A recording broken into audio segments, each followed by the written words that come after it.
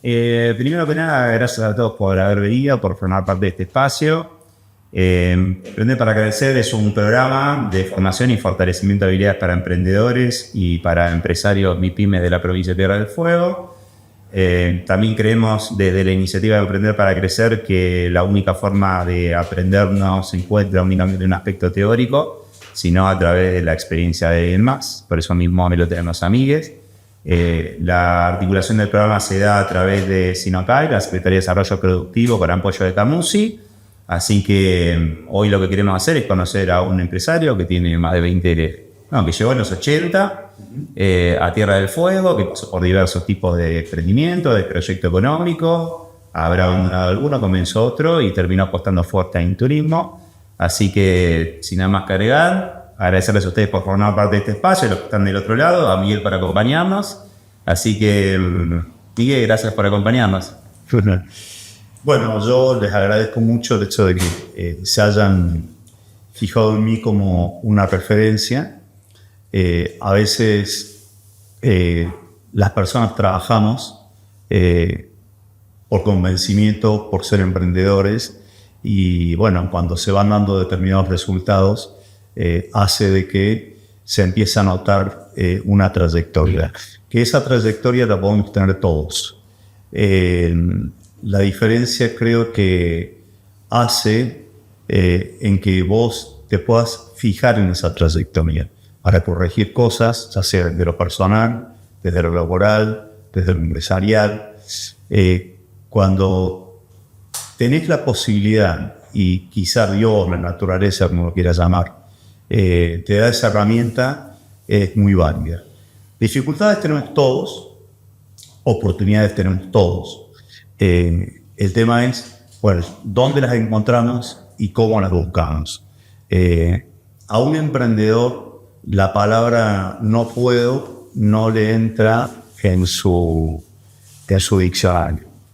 En todo caso, le tratamos de buscar a aquellos que hemos nacido con ese espíritu emprendedor, es cómo vamos orquestando el camino, que yo muchas veces cuando hablo con la gente que trabaja con nosotros, podemos pensar que nos proyectamos en una avenida muy amplia, muy lejana, que es el objetivo que queremos lograr, y dentro de esa avenida, cuando vos tenés un proyecto y estás convencido de eso, bueno, podés ir un poquito hacia atrás, podés ir un poquito hacia el costado, podés ir un poquito hacia adelante, pero siempre pensando en el logro que te propusiste o en el camino que te propusiste.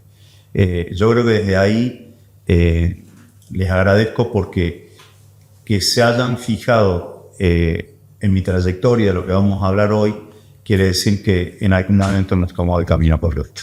El camino que compartimos, el ADN que compartimos todos los emprendedores. Sí, tal cual. Es cierto. Bueno, Miguel, dicho eso, te agradezco por la introducción. A mí me gustaría saber, más allá de los logros, ¿cómo piensa Miguel?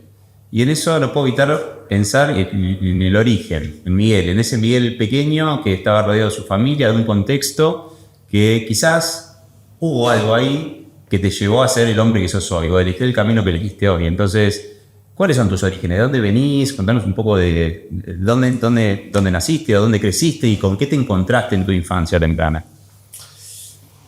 Es extremadamente buena pregunta, porque ser emprendedor es una parte de la vida y creo que todo lo que te acompaña en la vida hace que seas también un mejor emprendedor. Mi familia es de origen italiano.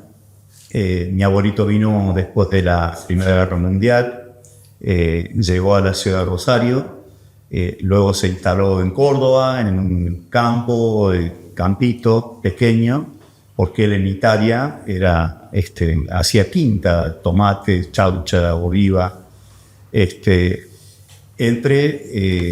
la falda y el río Ceballos, y los fines de semana, con su camioncito, rentaba lo que cosechaba, iba a la plaza y le vendía ya al turismo.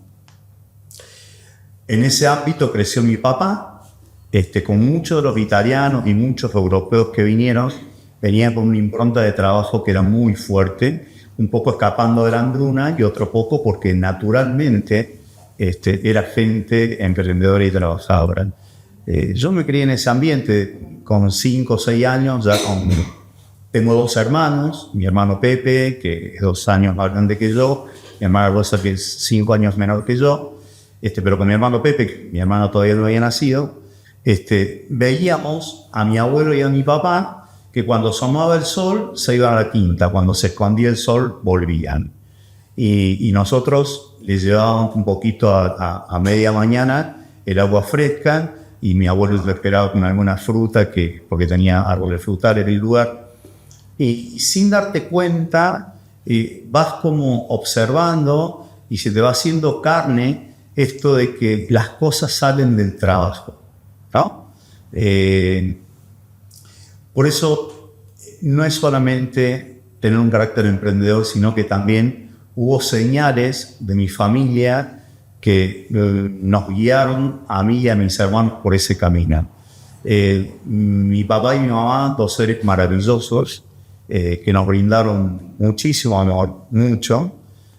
Bueno, nuestro abuelo falleció cuando nosotros éramos chicos, pero yo tengo muchos recuerdos de él. Y después del entorno, tuvimos un tío, hermano de mi mamá, que fue nombrado obispo de Catamarca en el año 63, casi coincidente con mi nacimiento. Yo tengo 62 años. Y él siempre decía que Dios no le había dado hijos, pero el diablo le había dado sobrinos. Entonces quería tener a todos los sobrinos ahí con él en los veranos. Y bueno, fue no solamente criarnos con mis hermanos, sino con un grupo de primos enormes, más de 30 primos. Imagínense en esa edad lo que significa eso, familia, juntarnos, querernos, jugar. Bueno, y eso te va formando. Como hijo de Tano, empezamos a trabajar muy de chiquitos. Yo soy nacido en Córdoba, en un pueblito muy pequeño que se llama Unquillo, y a los 9 años nos trasladamos a la ciudad de Rosario. Cuando llegamos a la ciudad de Rosario, en la casa donde vivíamos, al lado había un terreno grande. Bueno, ¿qué hizo mi papá? El tal empezó a cultivar una huerta, exactamente. Hizo chaucha, tomates, verduras. Y con mi hermano Pepe, mi papá nos decía, todo lo que ustedes consigan a partir de lo que venden, se lo quedan ustedes. Yo les propongo o les proporciono lo que la quinta da, ¿no? Y daba tomates y chaucho y lechuga. Entonces con Pepe salíamos con un canastito, casa por casa, pipí, golpear puertas, y ahí empezás a entender, más allá de emprender, aprendes a vender, aprendes el valor que tiene el esfuerzo y el valor que tiene el dinero con el cual vos, a partir de ese esfuerzo, podés empezar a comprar cosas. A tal punto que a los 13 años, logramos tener nuestro primer vehículo para repartir pan y verduras. Era un barrio periférico de Rosario, no había tantos controles, entonces se podía andar con vehículos, calle de tierra. Entonces fíjense que a los 13 años ya teníamos nuestra propia movilidad como empresa, si quieren, porque era una empresa chiquitita, pero ya con una mentalidad de empresa. Nosotros sabíamos que había que producir, que mi papá necesitaba comprar la semilla y que nosotros no podíamos faltar a la hora de llevar ese producto a las casas de la familia, porque la verdura tiene un tiempo que se tiene que vender y procesar rápido, porque si no se echa a perder. Fíjate vos, con 13 años, cuántas cosas ya habíamos aprendido. Y no éramos chicos explotados, ni tampoco éramos usados. Es lo que se respiraba en casa también. Era lo que se respiraba en casa. Mi papá entendía que enseñándonos lo que él había aprendido de su padre, nos estaba haciendo muy bien como hijos. Y creo que lo hicieron muy bien. Paralelamente, por supuesto, íbamos al colegio. Y mi mamá, cuando volvimos al colegio, se encargaba de las tareas, como cualquier madre. Y nunca nos sobró nada porque no veníamos de una familia acomodada. Pero sí, cada logro que tuvimos lo disfrutamos mucho. Les podría decir, desde haber comprado la primera pelota con mi hermano, la primera pelota de fútbol, los primeros botines sacachispas, la primera camiseta, todo eso fue producto de nuestro trabajo. Con un padre que a partir de su trabajo nos dio mucho ejemplo, más allá de mucho cariño. Cuando estoy hablando de buenas personas, realmente fueron muy buenas personas. Mi papá y mi mamá, nosotros nunca nos vimos discutir delante nuestro. Como toda pareja, como todo matrimonio, habrán tenido sus inconvenientes, pero nunca delante nuestro. Entonces, ahí vos ya es como que tu semilla fue creciendo con nutrientes que fueron muy fuertes, que después indudablemente ayudan también a ser emprendedor. Yo estudio química industrial, me recibo trabajando a los 14 años en una panadería. Yo vendía pan en el barrio con este concepto de ir casa por casa. Antes de salir al barrio a vender, trabajaba adentro de la panadería.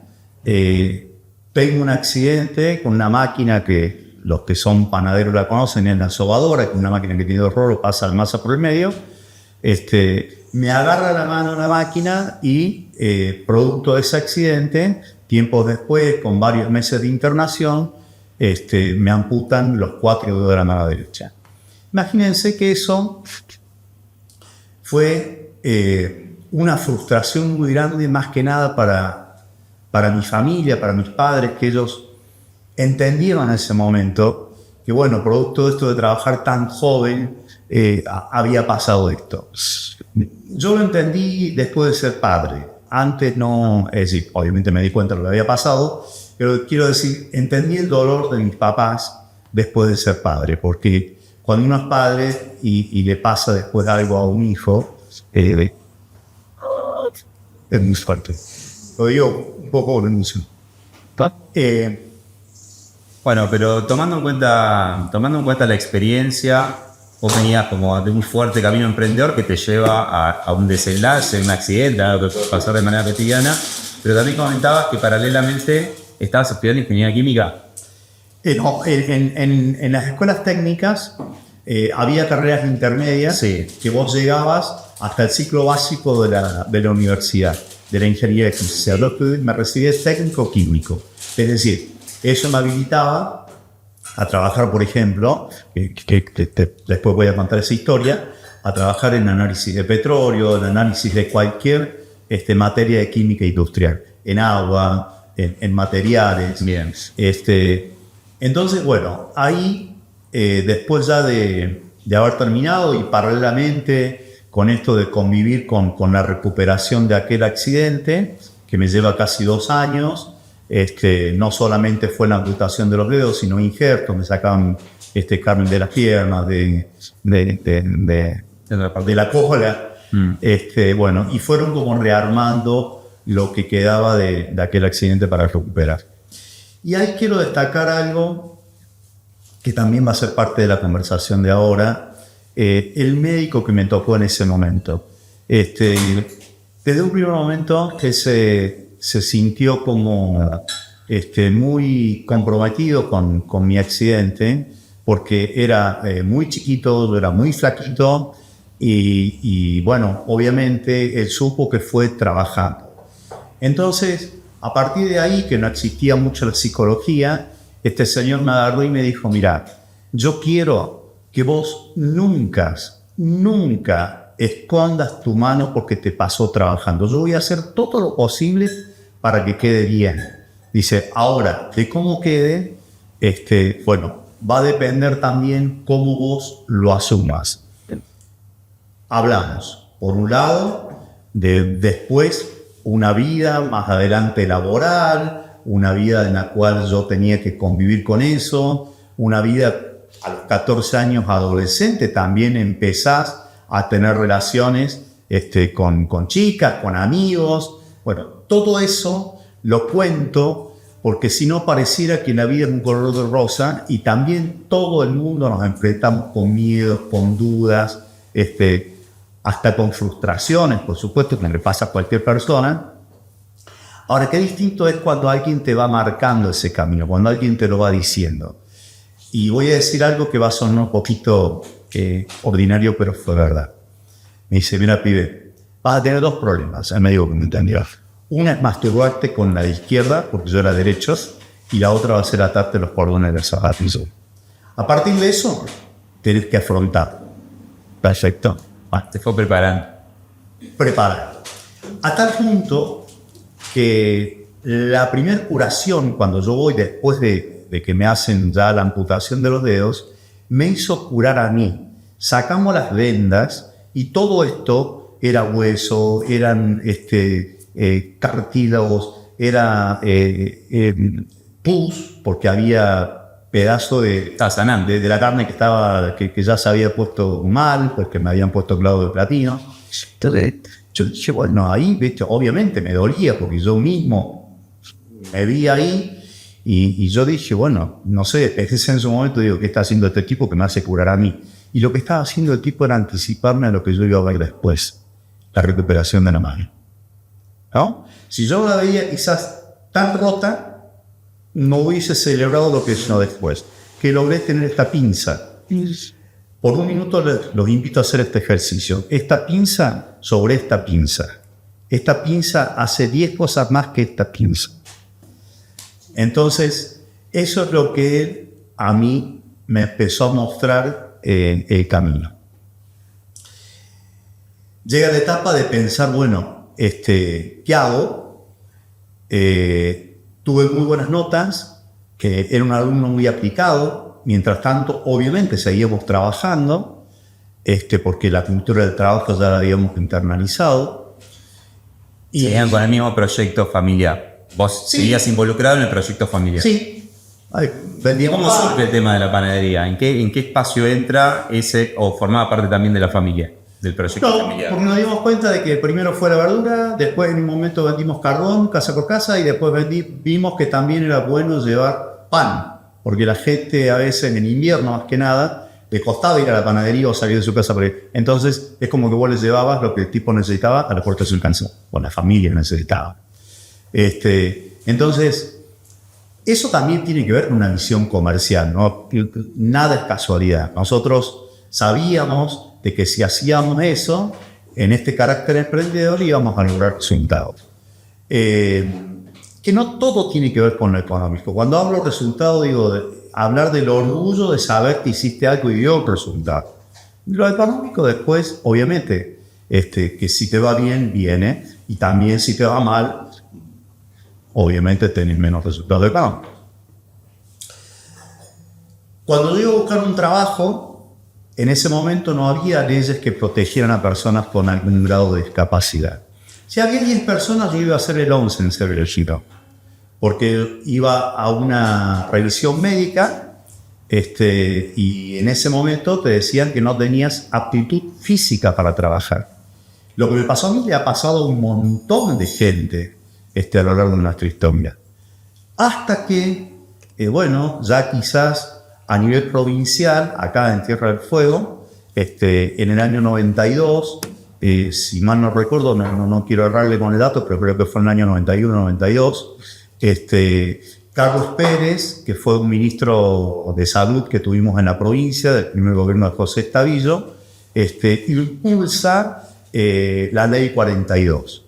Que la ley 42 viene de algún modo a reparar estas falencias que existían y permite que personas con algún grado de discapacidad pudiesen ser equiparadas.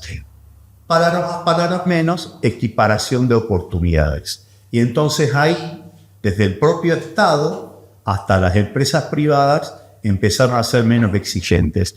Porque en realidad lo que estaban juzgando, yo voy a hablar por mí y seguramente cada persona que le ha pasado esto sabrá su caso, a mí me estaban juzgando porque faltaban 4 dedos, que no estaban juzgando si yo tenía capacidad para desarrollar otras cosas, ¿no?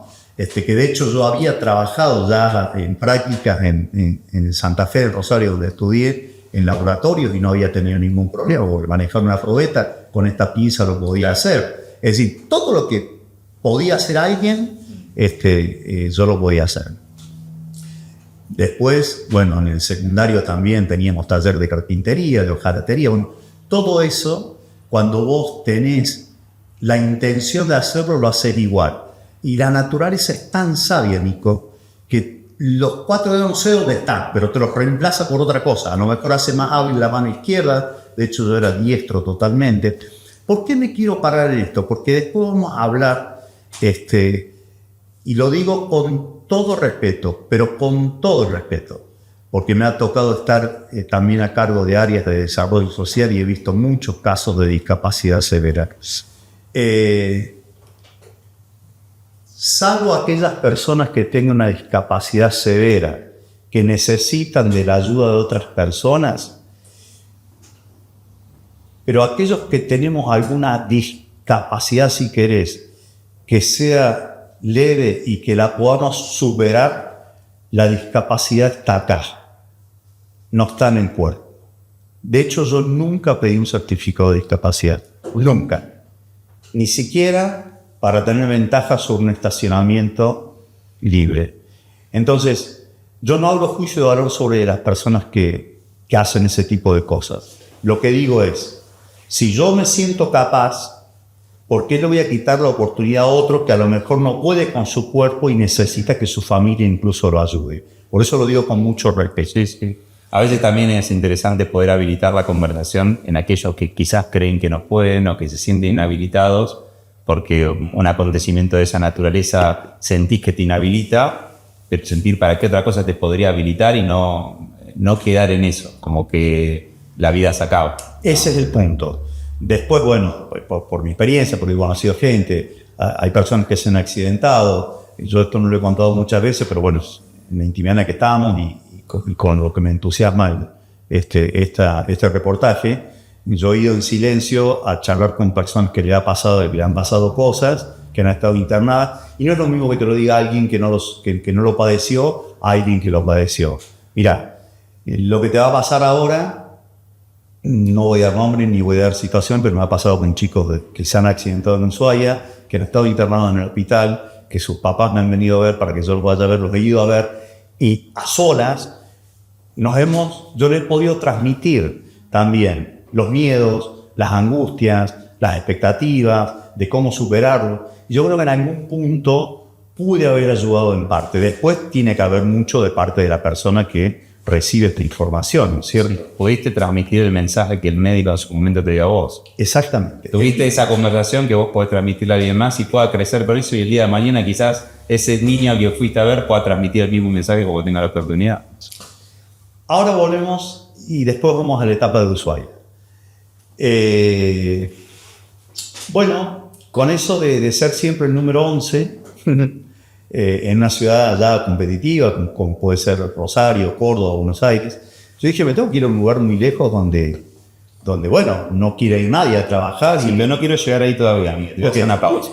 Primero me quiero detener en esta etapa temprana que nos estás compartiendo, donde observo que pasaste por distintos rubros, distintas iniciativas, formas de llegar a la gente, distintas tecnologías, un hecho poco favorable o saludable a muy temprana edad, y una formación académica que te iba acompañando en un rubro que, al menos de donde yo lo interpreto, no tiene mucho que ver quizás de primera mano con el campo o con el PAN, sino que te estabas orientando tu perfil académico hacia algo que termina siendo una ensalada, un combo de conocimiento y estímulos que de alguna manera algo, imagino que fueron gestando en tu cabeza a la hora de pensar y de idear. Y quizás empezabas a tener curiosidad en términos emprendedores en algún proyecto que quizás nada tenía que ver con lo que estabas haciendo. ¿Se presentó eso o vos ibas construyendo sobre lo que iba surgiendo con tu familia? Porque no era algo que vos llevabas solo, sino con tu hermano, con tu papá, con tu mamá, con la familia, con lo que pasaba bajo el techo, pero quizás vos venías maquinando algo en la cabeza que quizás no llevaste a cabo, quizás sí, pero ¿hubo algo de eso en este combo de conocimiento que fuiste recolectando en esta etapa? Es muy buena la observación, es casi perfecta, porque me llevas a repensar sobre ese niño joven y me estaba olvidando de algunas cosas. Siempre fui muy curioso, extremadamente curioso, Yo veo una piedrita, la levantaste y quería saber de qué estaba compuesta. Veía un cambio de color en algo y bueno, me di cuenta que todo eso o eran cambios físicos o eran cambios químicos. Yo dije, bueno, esto es lo que me gusta. Otra cosa que yo creo que me marcó mucho también mi personalidad, siempre tuve una rebeldía como controlada, pero rebelde. Plena dictadura militar, yo fui presidente del centro de estudiantes. Otra vez estaba metiendo la mano en la máquina. Otra vez estaba metiendo la mano. Bien. Imagínense, por ahí ustedes, muchos son jóvenes, pero aquellos que vivimos la dictadura, pensar distinto ya era un delito. Recuerdo un día que volvía, porque yo precisamente, bueno, como trabajaba de día, estudiaba de noche en un colegio nocturno, y andar de noche era peligroso, estabas haciendo algo malo, y como yo me levantaba a las 6 de la mañana y terminaba a las 11:30, 12 del colegio, ¿dónde dormía? Muchas veces aprovechaba el trayecto del colegio a mi casa, eran 45 minutos, entonces me dormía en el colectivo para aprovechar a dormir. En una oportunidad, como se hacía en aquellos momentos, había muchísimos soldados militares haciendo racia, paraban los colectivos, te bajaban y porque vos estabas dormido pensaban que, no sé, querías evitar el control, y recuerdo sí una oportunidad que me bajaron del colectivo a las piñas, porque pensaban que yo, no sé, quería hacerme el tonto y terminamos presos. Bueno, esas cosas que hoy contadas parecen muy simples, pero imagínense en la cabeza de un chico de 16, 17 años, que por solo el hecho de ir tarde a estudiar y volver durmiendo, ya marcaba una situación de desigualdad, de impotencia, porque eso es lo que yo sentí en ese momento. Siendo presidente del centro de estudiantes, nosotros no pensábamos en la revolución de la liberación de Argentina. Pensábamos en ver a aquellos chicos, porque los libros de química, la mayoría eran importados y eran muy caros, y nosotros íbamos a un colegio que era muy bueno desde el punto de vista de la enseñanza, pero éramos gente de trabajo, entonces juntábamos guita para ir a las bibliotecas a que nos den o que nos presten o poder comprar entre 4 o 5 los libros que la mayoría venían en inglés, porque no se desarrollaban tantos libros de química en Argentina.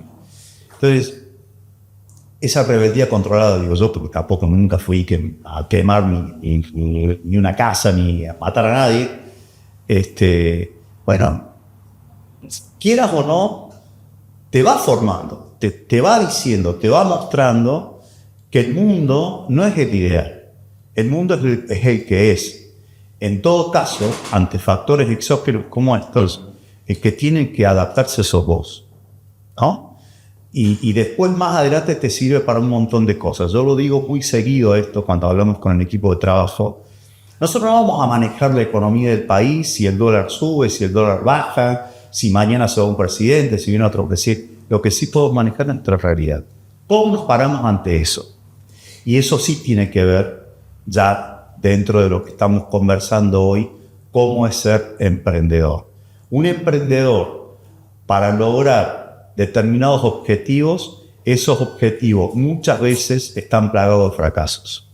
Y desafíos.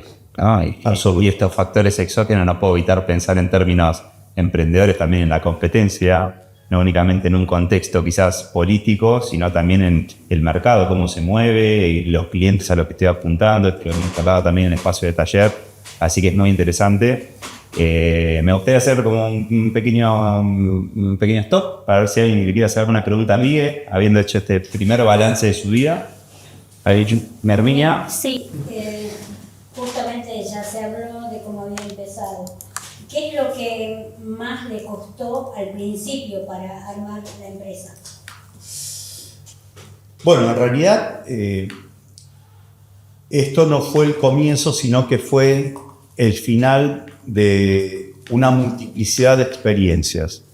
Les podría contar más de 40, 50 rubros en los que he trabajado en la actividad privada.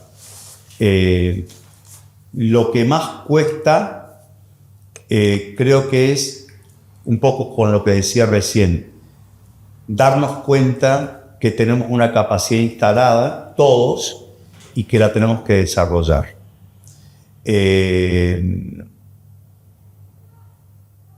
Esto también lo digo con respeto. Cuando alguien habla de las personas, yo no sé si una persona, lo quiero llevar a otro plano, yo no sé si una persona es linda o fea. Para mí no existen las personas lindas o feas. Para mí existen personas, ya sea con discapacidad, sin discapacidad, de distintas maneras, de distintas razas, de distintas personalidades. Entonces, con el emprendimiento pasa un poco eso. No hay grandes emprendedores o pequeños emprendedores, hay emprendedores. Entonces, lo que más te cuesta es descubrir que vos podés. Ahora, una vez que vos descubriste que podés, el mundo se te abre un abanico interminable de oportunidades. Hace poco, en el marco de un programa que impulsamos desde el OTEC, que se llama Dejando Huellas, que visibilizamos a emprendedores, se presentaron dos hermanitas, una de 14 años y otra de 10, que hacen donitas, 10 años. Es cierto que sus papás, su mamá las acompañan, pero digo, esa criatura con 10 años ya descubrió que es emprendedora, entonces a ella no le va a costar. Así mañana tenga una empresa con 5.000 empleados, entender cómo se hace, porque ya lo hizo. Chicos, ¿una más? ¿Una pregunta más? ¿Hay una amiga? Por ahí lo que cuesta por ahí en las familias, ¿no? Estas conversaciones por ahí muchas veces, no solamente la parte nutricional debería cumplir la familia, también en este tipo de carencias, si se quiere llamar, porque hay carencias de proyectos, carencias de poder hablar con los hijos, porque hoy en día la familia está un poco desdibujada, ya sea por trabajar ambos padres y los hijos se manejan como pueden, o hay otra persona cuidando de los hijos, de acuerdo a la organización familiar. Pero en la mesa hay muy pocas familias que ponen el tema como conversación o como tratamiento. Yo vengo de una familia boliviana, también muy parecido a los italianos. Nosotros también trabajamos desde muy chicos. Yo me acuerdo, 4 o 5 años, trabajábamos en el campo con mis abuelos y todo lo demás, porque antes se producía mucha fruta. Sí. No sé si antes llovía más, no sé qué es lo que pasaba. Pero también mis abuelos eran agricultores, mis padres eran comerciantes y sembraban en muchos lados y todo lo demás. Mi papá también estuvo en la época del proceso, yo he nacido en el 63 también, y hemos visto todo lo que a usted también le pasó. Pero en muy pocas familias, por eso admiran, algunos dicen, bueno, ¿cómo hacen los bolivianos? ¿Cómo hacen? Bueno, tienen esa cultura de trabajo. Muchas veces nosotros venimos trabajando desde muy chicos y acá en Argentina está tomado como explotación infantil, y no es así. O sea, sería colaboración, trabajar con la familia, como siendo solidario, ¿no? Llámese en la casa, ayudar a limpiar, ayudar a cuidar las plantas, ayudar a cuidar la mascota. Cosa que eso no se está inculcando, no se está fortaleciendo eso. Bueno, mira, tiene mucho que ver con...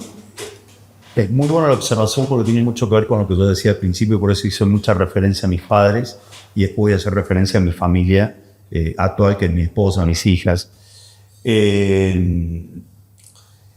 Todos tenemos que estar en conocimiento y teniendo conciencia de que quienes nos educa es la familia. La escuela nos enseña, no le podemos pedir a un maestro que nos eduque. En todo caso, sí le podemos pedir que nos enseñe, porque para eso se ha formado. Ahora, el seno familiar también hace a que un emprendedor se pueda preparar de mejor manera. Cuando yo digo que vi a mi abuelo y a mi papá trabajar, cuando yo digo que mis padres fueron dos excelentísimas personas que si yo volviese a hacer lo que elegiría ellos. Mamá en enero falleció. No hay dudas de que es un conjunto de cosas. Entonces, aquel emprendedor que no ha tenido la suerte que tuvimos nosotros con mis hermanos, ya tiene otro desafío por delante. Que es decir, bueno, vengo de una cuna que no es tan normal, que no me enseñan valores, ¿sí? Que por ahí, bueno, han tenido discusiones o padres con adicciones. Digo, esa persona ya tiene una montaña enorme para subir también. Por eso nunca hay que subestimar a estos emprendedores, porque no solamente se enfrentan a ser emprendedores, sino que ya vienen con una base muy distinta de la que me tocó a mí. Si no tenés apoyo, a veces podemos decir a cuestiones menos dramáticas, por decirlo de manera, pero el simple hecho de que no te apoyen o no confíen o no te acompañen en tus iniciativas, cuando tenés curiosidad, ganas de hacer, también juega en uno cuestionarse, bueno, ¿es lo correcto lo que estoy haciendo? Porque evidentemente de mis autoridades o de mi familia o de mi contexto no estoy recibiendo la derecha. Nico, a veces quizás los padres, sin darse cuenta, le dicen a un hijo, no, esto no va a andar. No, flaco, dedícate a otra cosa. ¿Por qué? Que es un poco esto de la creencia limitante que vos decías antes, ¿no? Porque vos podés decir, esto no va, o pensarlo en términos de, bueno, ¿cómo podría hacerlo? O sea, habilitar la posibilidad de aquello que quizás es una creencia simplemente, que no está fundada. Porque muchas veces buscamos quizás alguna opinión o buscamos algún apoyo en una palabra que o no hizo la experiencia, no tiene el mismo tipo de iniciativa y estamos preguntando en el lugar equivocado. O al menos saber, en función de su respuesta, si eso a mí me sirve o no me sirve, o me cierra o no me cierra, para seguir cultivando la curiosidad, que era un poco lo que decías vos, que creo que es una parte, un denominador común en el gen emprendedor, esto de ser curioso. Si no sos curioso, es muy difícil que seas un emprendedor exitoso. Tendría que tener muchísima suerte para que te vaya bien. Pero esa curiosidad es la búsqueda sobre lo que aún no sé, eso que no sé y aquello que debería saber para empezar a buscar las herramientas para materializar ideas y al menos validarlas y seguir probando, entendiendo que te da un grado de libertad también enfrentarte a ese camino o seguir ese camino que es el tuyo, el mío, el de todos los que están acá, y termina teniendo un sabor adicional. Y después, bueno, en la consistencia y en esa búsqueda me parece que va fortaleciendo habilidades, encontrando nuevas herramientas y teniendo mayores probabilidades de éxito. Y no únicamente, como decía al principio, en un contexto netamente académico, sino escuchando la experiencia de Miguel, de Herminia, de todos nosotros, como para complementar nuestra visión y salir más fortalecidos a la hora de tomar decisiones, porque al final del día tenemos que seguir tomando decisiones para nuestros proyectos y para nuestra vida. Y esto que mencionaba Herminia y trae a colación también Miguel, es clave que el contexto tiene que acompañar. O sea, si acompaña, más probabilidades tenemos de éxito, y el éxito en toda la envergadura de la palabra, que no es únicamente económico. Se podría decir, o al menos yo podría decir, que sos un tipo muy afortunado. Tuviste muchísima fortuna de niño, en el sentido del contexto que hoy vemos a nuestro alrededor, como mencionaba Herminia recién, y es cierto que se percibe un cierto grado de degradación justamente en términos de la cultura del trabajo, de lo que tiene valor, del acompañamiento de los más jóvenes, de cómo vivimos. También hay una adicional que es el bombardeo de estímulos y un montón, otra serie de cosas que dificultan aún más ese acercamiento con los chicos, que antes era inevitable, y hoy a través de la tecnología muchos evitan ese esfuerzo que tiene un premio muy grande, como la gimnasia. No es tan gratificante ir a fortalecer un músculo porque te duele todo, pero el beneficio quizás lo ves a mediano o largo plazo con una buena calidad de vida. Lo mismo pasa con los chicos y con los que tenemos en nuestra casa. Mirarlo en otro escenario, hablando en el contexto de mis padres, ¿no? Fue una familia de trabajadores, como les decía, nunca nos faltó nada, pero tampoco nos sobró nada. Ahora, si vos me decís, che, ¿te gustaría heredar mucho dinero de tu padre? ¿O te gustaría heredar lo que heredaste de tu padre, de mis padres, de Bartolo y de Imelita? Y yo me quedo con lo segundo. Porque creo que sin darse cuenta nos dieron valores que no se puede cuantificar en dinero. Y también ahí viene otra cosa para observar en el mundo de los emprendedores. Yo respeto mucho a los que lo hicieron. A los que los heredaron también los respeto, pero no siempre el que hereda tiene la posibilidad de seguir adelante con lo que su familia le dejó. Entonces, cuando uno ve personas, como por ejemplo hoy tenemos uno de los unicornios más importantes del mundo, como es Mercado Libre, bueno, esa persona lo inició él y eso tiene un valor muy significativo, que no es lo mismo, no lo conozco mucho al señor Alperín, pero no es lo mismo que si su papá le hubiese dejado todo ese imperio que él logró formar, ¿no? Ahí hay un emprendedor 100% nato. Sí, nato, del día cero. Bueno, vamos con una última pregunta del otro lado y pues seguimos con el cronograma. Acá tengo una pregunta que destaca que Miguel pasó por muchos rubros. ¿Cómo se dio cuenta o se da cuenta de cuándo es el momento de cambiar de rubro o insistir con lo que estás haciendo?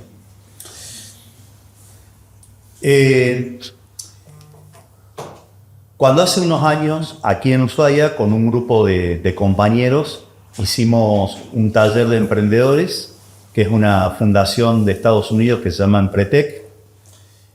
Bueno, ahí yo descubrí científicamente cosas que me pasaban por dentro y que le pasan a muchos de ustedes. ¿Cuál fue ese descubrimiento científico? Que realmente el emprendedor es casi un gen de nacimiento, ¿no? Se puede hacer emprendedor, pero también se nace emprendedor. ¿Y por qué el cambio de rubros? Porque en realidad lo que le pasa al emprendedor es que busca objetivos y quizás no disfruta tanto la meta sino el camino. Entonces cuando vos ya llegaste a ese objetivo, tu propio gen de emprendedor te hace pensar en que querés buscar otra cosa. Y no es que te aburrís de lo que hiciste, es que ese gen emprendedor te va como empujando desde atrás y te dice, hoy te vas a dedicar a la actividad turística, mañana vas a fabricar aviones y pasado mañana vas a ser carpintero. Y todo eso lo disfrutás, porque el disfrute está en soñar, pensar y hacer y concretar. Entonces, eso también es un detalle a tener en cuenta.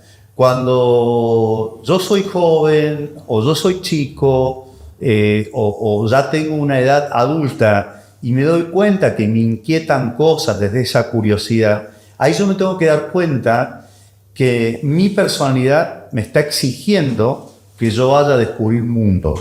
¿Dónde está ese mundo? No tengo idea. Yo me quisiera meter en la cabeza de Cristóbal Colón, que lo llevó a traer a América. Bueno, me imagino que ese señor debe haber sido un requete emprendedor, porque se vino con un montón de forajidos arriba de 3 naves a descubrir un mundo.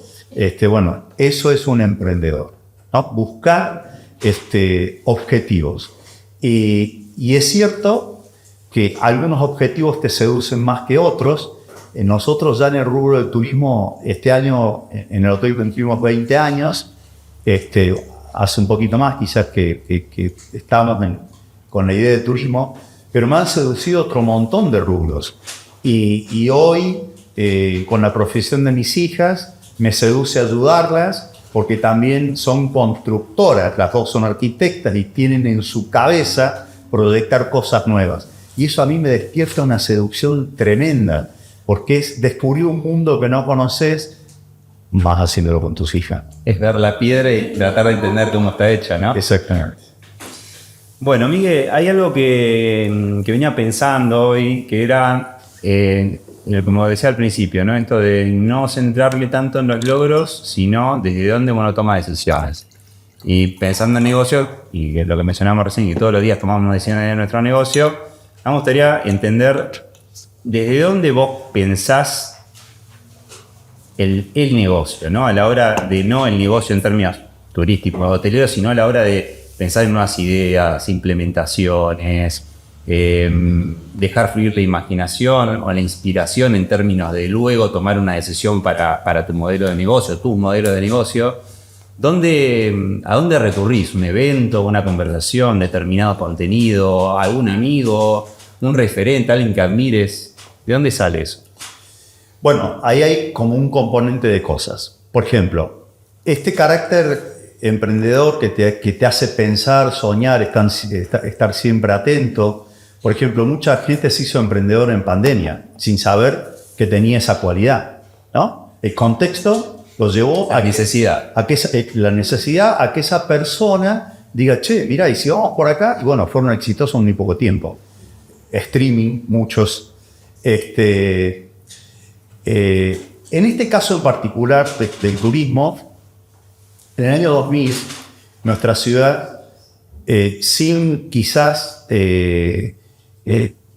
darse cuenta del potencial del turismo, genera dos acontecimientos que a cualquier emprendedor de aquel entonces hubiese seducido como nos sedujo a nosotros.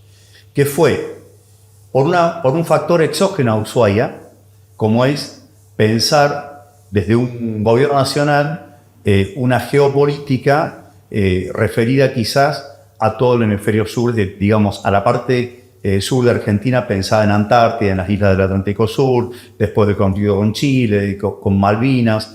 ¿Qué pensó el gobierno de aquel momento? Che, tenemos que hacer un aeropuerto internacional en Ushuaia que con recursos provinciales no se hubiese podido hacer nunca, y hacer un puerto internacional que con algunos recursos de la provincia se logró, pero se necesitaban recursos extraordinarios. Ese factor exógeno a la provincia, que alguien lo pensó desde un punto de vista estratégico, como hoy gozamos, que seamos puerta de entrada a la Antártida por el puerto que tenemos, naturalmente nosotros sabíamos que iban a haber turistas, porque la ciudad, el lugar ya era lindo. Los que queremos y amamos Ushuaia nos damos cuenta de que estamos en el mejor lugar del mundo y que no tenemos que explicar mucho la belleza de nuestra naturaleza. Entonces, puerto, aeropuerto, ¿qué iba a venir? Gente. Entonces, claramente era un rubro hacia donde podía explorarse una expansión. Recién comentábamos fuera de cámara, estamos inmersos en una reserva hotelera, gastronómica y natural.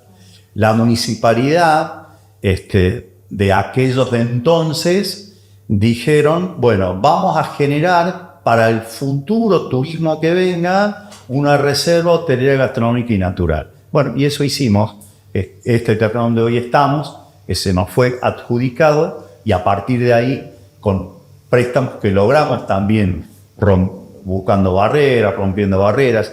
Un poco antes habíamos tenido otros negocios, que habíamos comprado unos terrenos bastante importantes cuando la familia Preto decidió urbanizar la estancia donde vivían, donde don Luciano tenía con su familia, y esos terrenos le pusimos servicio y rápidamente tomaron un valor inmobiliario importante, porque la ciudad, después del año 2000, con el turismo fue un crecimiento exponencial.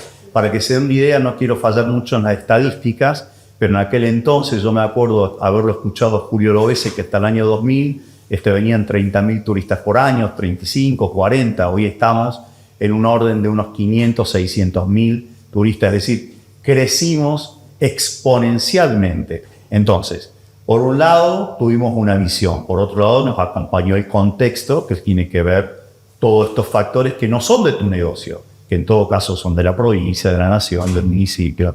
Así también se piensa un negocio. Es decir, bueno, si vos ves que el viento va a ir para allá, bueno, por lo menos observa el viento, ¿no? O sea, hasta ese momento había como una diversificación en términos de, hablamos del inmobiliario, hablamos de los comienzos cuando llegaron acá a la isla y las señales que iban llegando a través de este tema del turismo y terminan tomando esa decisión de apostar fuertemente al turismo cuando inicialmente no estaba eso en la ecuación. ¿Hubo un poco de las señales que fueron llegando o había una intuición inicial en términos de me parece que el viento va para este lado? Después empieza a llegar la señal de una ley o una estrategia política o iniciativas que se están viniendo y uno estaba cerca de esos canales de comunicación, estos pasillos donde se estaban hablando de estos temas. No, diría que al principio fue intuición. Después en el medio, esto que yo te cuento tan simple, imagínate, en 20 años hemos pasado por 500.000 escenarios. Al poco tiempo de comenzar, no terminábamos la obra, habíamos ya pedido un préstamo al Banco Macro estábamos a punto de fundirnos porque no podíamos abrir ni tampoco podíamos devolver el dinero. Esta casualidad de la vida, se hace un encuentro de banqueros en Ushuaia, vino el señor Britos, que era el dueño del Banco Macro, lo fuimos a ver, le dijimos, mire señor, no le podemos pagar ni tampoco podemos terminar. Y ya no cumplíamos con ningún papel para poder seguir con un segundo préstamo. El señor en ese momento dijo con todo desparpajo, dice, bueno, yo no quiero un hotel. Y el hijo, que hasta hace poco fue el presidente de River, que era que cubría la parte de riesgo del banco, dijo, papá, pero no compre esta gente porque no nos puede pagar el primer préstamo porque le damos el segundo. Le preguntó al gerente local del Banco Macro, que era Daniel Peralta, digo, doy nombres para conocer los personajes, sí, ¿no? Y le preguntó, che, ¿esta gente cumple? Y sí, son buenos pibes, pero no llegaron a terminar. Bueno, está bien, dáselo, pero no cumplen con nada. ¿Quién es el dueño del banco? Dijo. Y hizo, bueno, dáselo. Digo, también hay golpes de suerte. ¿Por qué digo golpe de suerte? Porque se hizo el encuentro acá, porque vino este señor, porque lo pudimos contactar personalmente. Bueno, eso también sucede. A veces los golpes de suerte. En el medio de estos 20 años, hasta estuvimos prohibidos de trabajar por la pandemia. La pandemia global, no fue una pandemia que solamente afectó a Ushuaia, a la provincia, a la Argentina. Digamos, nos enfrentamos a un monstruo que no tenía fin su cola. No sabíamos cómo terminaba ese monstruo. Y tenemos la responsabilidad de tener a 30 familias trabajando con nosotros. Y como venimos del trabajo, y lo digo con mucho orgullo esto, todo nuestro personal está en blanco, todo nuestro personal está asegurado, todo nuestro personal lo hemos podido mantener en pandemia, pagarle los aguinaldos, pagarles el sueldo. Eso también es parte de una responsabilidad empresarial que como emprendedor tenemos que tratar de lograr. Bueno, y sin embargo, un día, gracias a Dios, la pandemia pasó. Y pasó la pandemia y vino una aluvión de gente que quiso salir al mundo a pasear porque se dio cuenta que éramos finitos, ¿no? Que un bicho nos podía matar. Entonces, es escalofriante cuando uno ve los resultados del año 2002, 2003, 2004, fue exponencial. Vos levantabas una piedra acá y salía un gringo, ¿no? Bueno, eso también no son golpes de suerte, son contextos que a veces te favorecen y 3 años antes estábamos llorando, encerrados, mirándonos cara con los chicos para ver cómo pasábamos la pandemia. Retomando esto que mencionabas de responsabilidad social, que mencionabas en esta etapa de la pandemia que fue tan dura y tan incierta para todos los humanos y cómo la pudimos sobrellevar, cuando dicen que cuando las papas queman, ¿no? Y en ese momento cómo nos comportamos cuando llegamos a ese tipo de instancias, habla mucho de uno, ¿no? Como obra en esos escenarios de incertidumbre y, como vos bien decías, la responsabilidad, ¿no? Y en esa responsabilidad, que por lo que se ve es interna, también hay un lado externo en términos de responsabilidad social empresaria.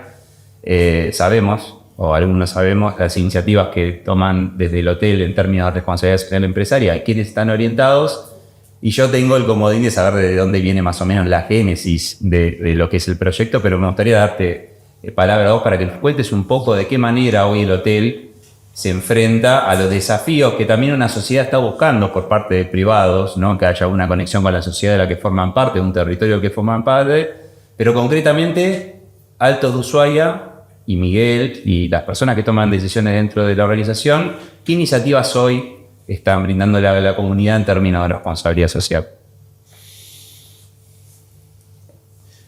A veces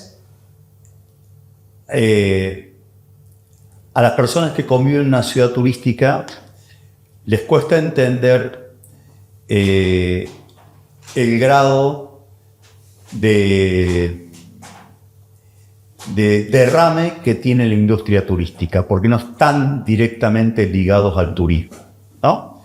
Porque cuando uno ve turismo, dice hotel, dice agencia de viajes o algún rubro que sea más específico de turismo. Entonces, partiendo de esa base, hay como un dilema de las personas que convivimos en una ciudad turística, que es el turismofobia.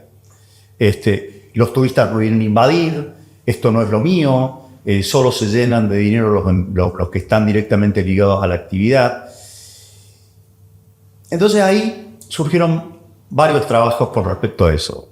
Lo primero es, cuando ahora que estamos ampliando, yo a veces voy a las personas que están trabajando, que dicho sea de paso, una de las maneras de colaborar, también desde eso, de la mirada emprendedora, lo digo también con mucho orgullo, el 90% de esa ampliación de los materiales han sido comprados en Ushuaia. El 90% de la mano de obra son personas que viven en Ushuaia. ¿Por qué digo los materiales? Porque buscamos precios en Buenos Aires, buscamos precios hasta en España, en China, venimos a los comerciantes locales, que a muchos conocemos, le decimos, che, mirá, vamos a comprar a 10 pesos. ¿Vos me podés hacer a 10 pesos teniendo en cuenta el flete? Sí. Bueno, listo, preferimos comprar acá. Eso también tiene que ver con la responsabilidad empresarial. Lo otro, como venimos del trabajo y alguna vez fuimos emprendedores muy chiquititos que andábamos con un canastito vendiendo verdura a todos los vecinos de la cuadra, dijimos, bueno, hoy que tenemos la oportunidad, hoy que tenemos un salón, hoy que tenemos una mirada de, en mi caso, 53 años de laburo, yo puedo colaborar con otro, puedo ayudar a otro. Te decía que cuando voy a la obra, veo a un señor que está colocando cerámico. Señor, ¿usted se dedica al turismo? No, yo soy albañil. Pero usted sabe que este cerámico lo está poniendo porque hay gente que viene a visitarnos y nosotros le proponemos alojamiento para que él se aloje. Sí. Podríamos decir entonces que usted, por ser albañil, también está gozando de los beneficios de la actividad turística. Sí. Y ahí empezás a ver cómo la gente entiende esto de que el turismo es una industria que no solamente que es muy ecológica, sino que desparrama a los rubros menos pensados. Volviendo a esto, al programa, hace un tiempo decidimos comenzar con un programa que se llama Dejando Huellas. Y el nombre, que es muy sugestivo, es muy seductor, tiene que ver, y no quiero hacer autorreferencia porque también lo digo por mis socios, lo digo por muchas de las personas que trabajan con nosotros. Nosotros queremos dejar huellas de toda la experiencia que nos ha dado la vida en el ámbito laboral. ¿Y cuál es la mejor manera de dejar huellas? Darle la oportunidad a otros que también se hagan conocidos. Yo los invito a que visiten la página Dejando Huellas y ahí van a encontrar un montón de emprendedores que han podido mostrar de lo que se hace, de lo que hacen ellos aquí en el hotel sin ningún tipo de costos.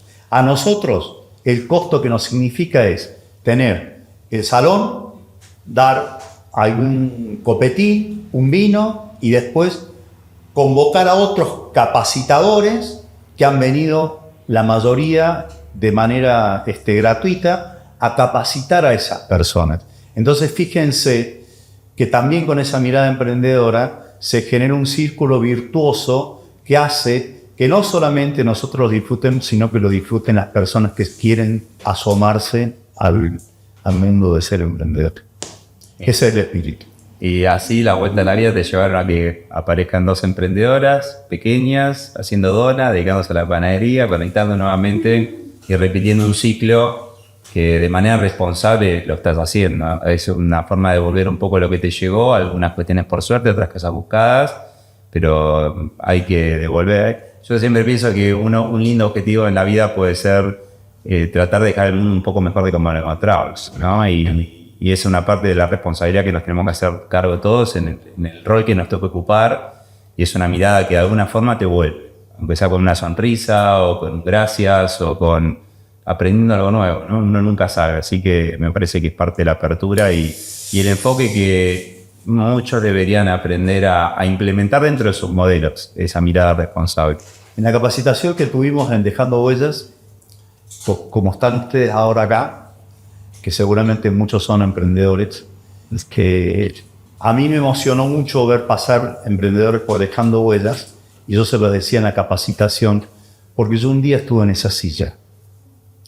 Pero a mis 9 años me hubiese gustado muchísimo, digo, más allá del ejemplo de mi papá, que fue el que realmente nos dio el ejemplo del trabajo, pero me hubiese gustado muchísimo encontrar a alguien que me hable de costos, que me hable de un cash flow, que me hable de las cosas que necesito enfrentar para hacer una habilitación comercial, que me cuente cómo abrir una cuenta bancaria, que me diga cuál es el equilibrio o el punto cero de un negocio.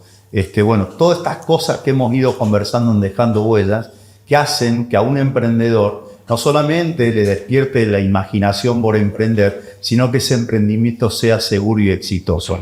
Porque si no es frustrante. Si yo no tengo ningún tipo de conocimiento y quiero vender mañana esta copa, y a los 2 meses me fundo porque no supe cómo desarrollar esa idea que tenía, es muy frustrante.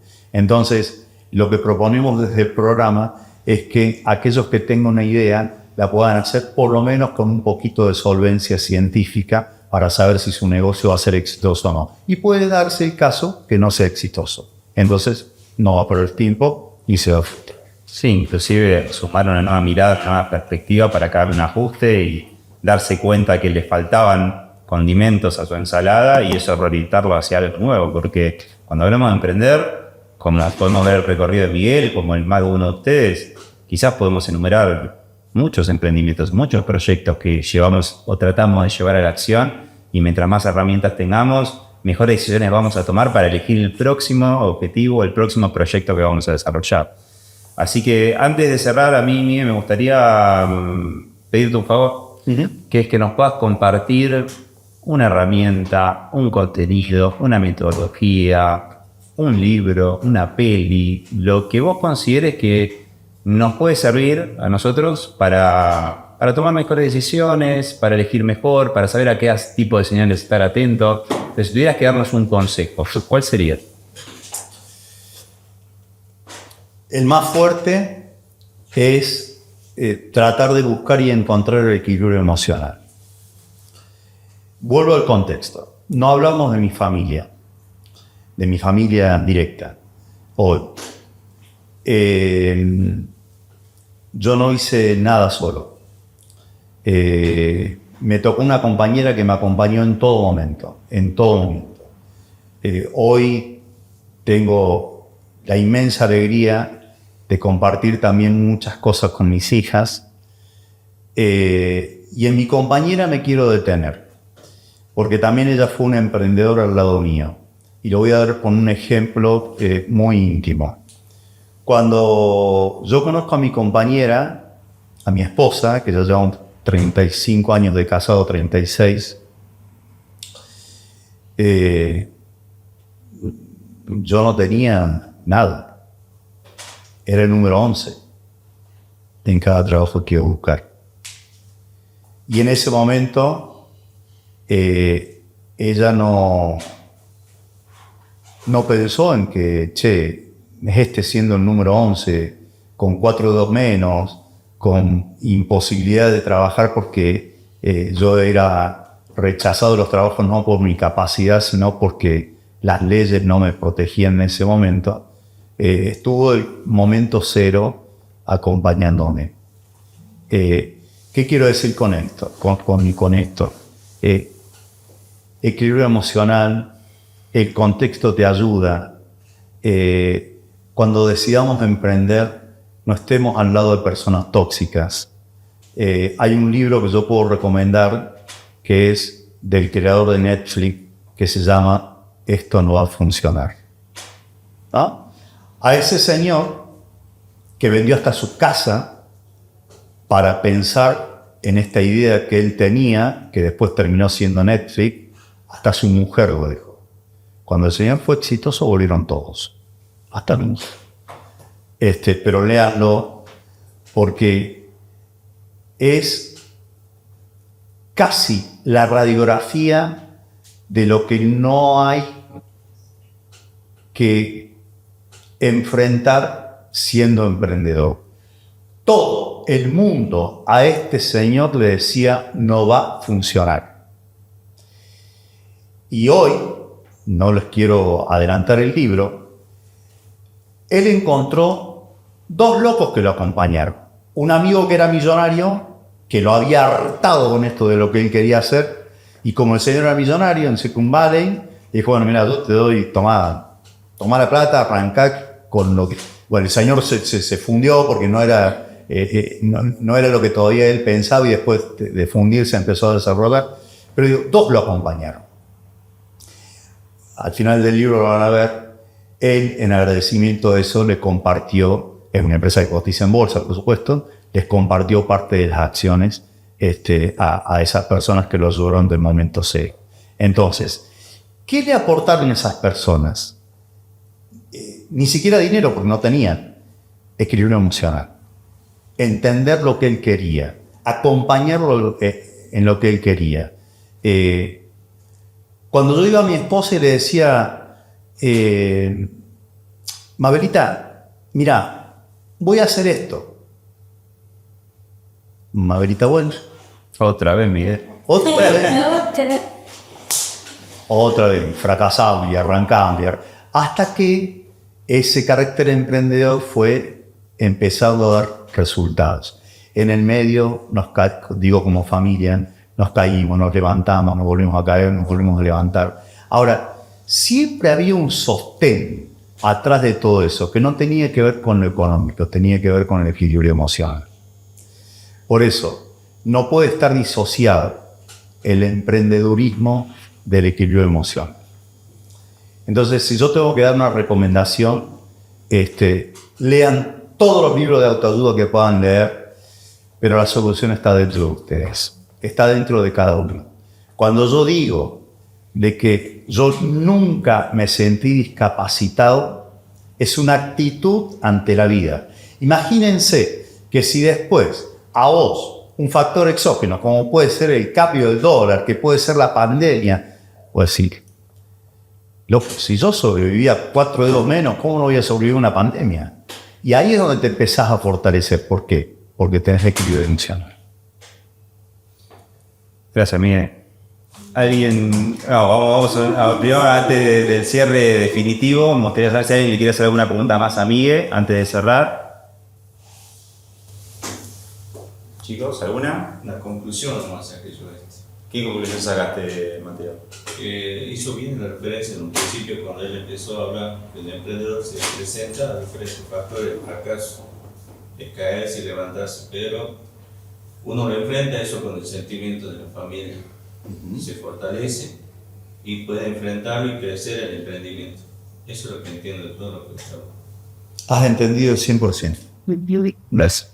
A veces, cuando hablamos de familia, no necesariamente hablamos de la familia directa. También hablamos de gente que te acompaña, ¿no? Hoy yo tengo un amigo trabajando conmigo que me ha acompañado toda la vida y es un amigo, que yo lo quiero como un hermano. Pero son esas personas que te ponen la vida. De hecho, tengo un socio con el cual hace 30 años que convivimos, no somos familia, pero somos como hermanos, digamos. Más allá de mi hermano, que sí es mi hermano, ¿no? Esas cosas que te aparecen que también son herramientas que los emprendedores estamos acostumbrados a tomar. También eso es importante.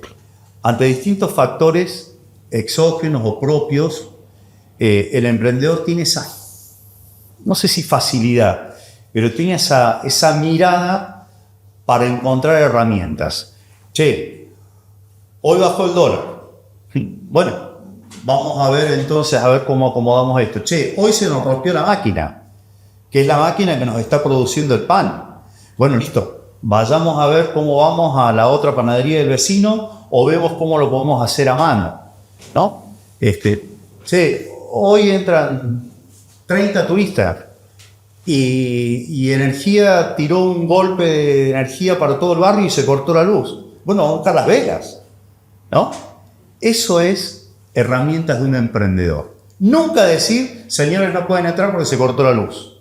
En todo caso es, chicos, miren, hoy tenemos una fiesta. La fiesta es que todos entramos con una vela. Ese es mi carácter de emprendedor. Reinventarse donde no hay espacio para reinventarse. El no puedo por el cómo lo hago. ¿Cómo lo? Otro valor que yo veo muy importante y lo felicito es esto de no cesar nunca de trabajar, ¿no?